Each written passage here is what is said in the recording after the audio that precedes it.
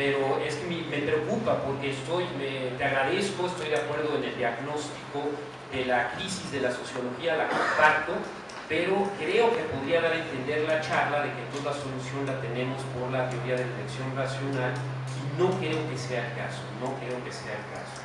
Gracias. Contesto muy brevemente,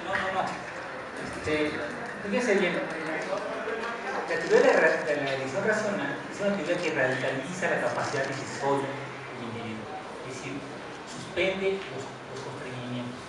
La teoría del capital social es una teoría que tiene un cierto binomio institucionalista que reincorpora un equilibrio entre constreñimiento y decisión.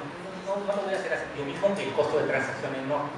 Entonces, la idea es cómo a partir de una radicalización del individuo como sujeto capaz de determinar los puntos de acción, llegamos a dos líneas: rational choice, que concluye la cooperación no es racional, y al mismo tiempo con el nostro, que dice la cooperación es racional y además es posible.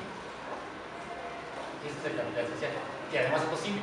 Y no solamente es posible, es una cooperación racional porque permite equilibrar tasas de interés, de intercambio entre individuos, entidades, pero además construir bienes públicos. ¿En qué se parecen? Se parecen en que los individuos toman decisiones y asumen que son racionales. Ahora, la racionalidad en el capital social no es estrictamente función de utilidad económica. La versión light de elección racional presupone en efecto que buscar el placer es una función de utilidad, buscar la solidaridad es una función de utilidad. No sé si me estoy explicando, pero la solución es la cooperación es posible y el capital social, confianza, reciprocidad. Esa es la solución. Bueno, tu referente interlocutor es Miguel del Castillo. Solo comentó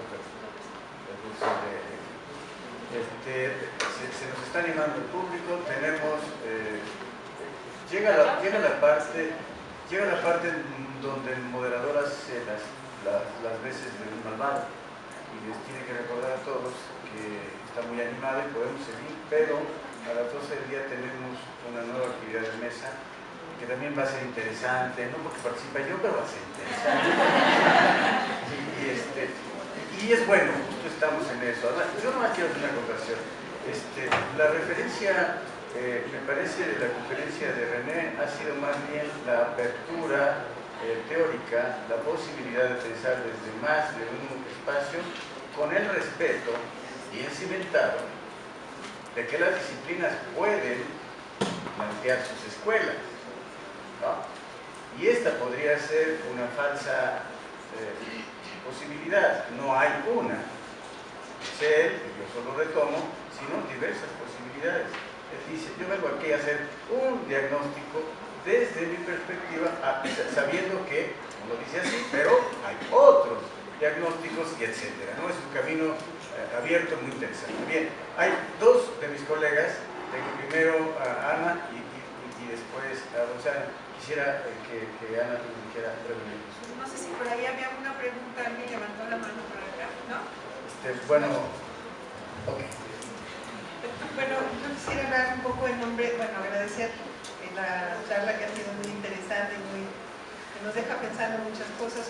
Sin embargo, yo quisiera ser como un puente entre los alumnos, que hay muchos aquí, y la reflexión, porque creo que a lo mejor no tienen todavía todos los elementos, ¿no?, para pensar todas las interrogantes que se plantean en la charla. Tengo la impresión, digo yo, porque algunos pues están en formación, pero precisamente la charla nos abre, ¿no?, a todo un mundo de cuestiones que se pueden atender desde nuestra disciplina, y que son preguntas sociales muy importantes, ¿no? O sea, ¿cómo podemos cooperar, colaborar, poner nuestro granito de arena para una situación social, de disrupción, donde no hay armonía social, etcétera, pudiera verse desde el punto de vista teórico aminorada, etcétera? Y yo sé que de alguna manera pues es como muy apabullante todo lo que se nos plantea.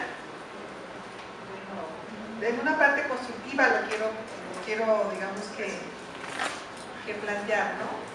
Porque a lo mejor muchos tendrían algún comentario que hacer, lo que les provocó como una apertura a los temas sociales, ¿no?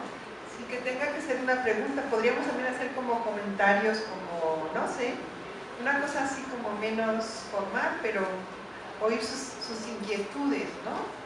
Porque yo creo que tenemos muchas se plantean a veces en los cursos, a través de las reflexiones que hacemos a propósito de lo que estamos revisando en nuestros cursos. Bueno, eso era mi comentario. Gracias, Ana. A mí me surgieron dos dudas principalmente. Una es, René, preguntarte si hay algún estudio más o menos ya desarrollado sobre estos indicadores subjetivos. Yo he visto en el tema de la pobreza muchos indicadores que curiosamente los definen normalmente economistas, pero que sí captan gran parte del tema subjetivo, ¿no? Y ahí yo me he preguntado por qué los sociólogos como que vamos ahí muy detrás, ¿no? Y digo, bueno, si somos sociólogos, pues será que el economista, que no tiene un pensamiento mucho más pragmático, hayan sido capaces ya de desarrollar indicadores muy interesantes en términos subjetivos, ¿no? Sobre todo a partir del tema de bienestar social y de pobreza, ¿no? Donde ellos están discutiendo, estoy pensando en estos estudios de calidad de vida, ¿no? Donde han pensado mucho. Y bueno, si hubiera un estudio un poquito más avanzado, más sistematizado, me gustaría que nos lo recomendaras, por un lado. Por otro lado, un poco volviendo al terreno, bueno, la vida terrenal más bien en términos de lo que es la instrumentación de políticas para que se puedan impulsar las academias, mi pregunta es, a ti que conoces sobre todo la parte también de la institucionalidad, a diferencia de muchos intelectuales que son más pensantes, pero que nunca se acercan a la política real, a la institución, etc. ¿Hasta qué punto la institucionalidad de la cual tú hablas está planteada erráticamente en la medida en que premia mucho el trabajo intelectual individual y deja de lado lo que serían prácticamente los proyectos de investigación? Y eso me refiero a nuestro sistema de becas, particularmente en la UAM, ¿no? En la UAM hay todo un sistema de becas que premia que el profesor sacó el libro, que coordinó tal evento, que esto, pero que no está premiando proyectos. Yo por ahí recuerdo mucho un artículo de Gina Zabludowski donde ella decía, no hay academias en sociología, no hay academias porque nadie dialoga con nadie, son monólogos, o sea, cada quien ahí plantea su teoría, su estudio, su acercamiento, pero no hay diálogo, no hay comunidad, no hay discusión. Y bueno, la reflexión que hacíamos en el salón de clases cuando abordábamos ese artículo era que también el sistema de incentivos, el sistema institucional que pone las reglas para que en este país se haga investigación sociológica, porque la UAM por desgracia está tomada como el ejemplo casi en todas las universidades del interior de la República, y ahí van siguiéndonos en esta lógica, está mal planteado en ese sentido, ¿no?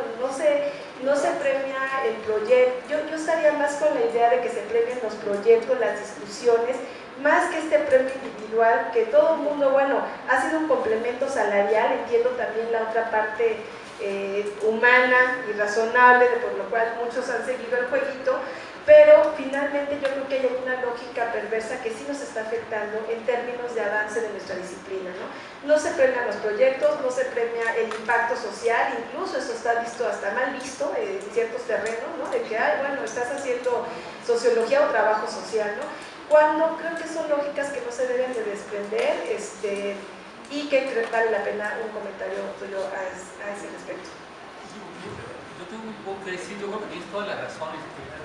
Este ya de los incentivos, puntos o el SDGs no ha tenido efectos positivos, porque ha permitido un poco profesionalizar, pero también ha generado una pérdida del sentido de la actividad de la carrera. Es muy individualista, cada quien va por su carrera. Lo único que quiere es producir para los puntos, pero ha perdido, el sociólogo particularmente ha perdido curiosidad sociológica. Ha perdido curiosidad.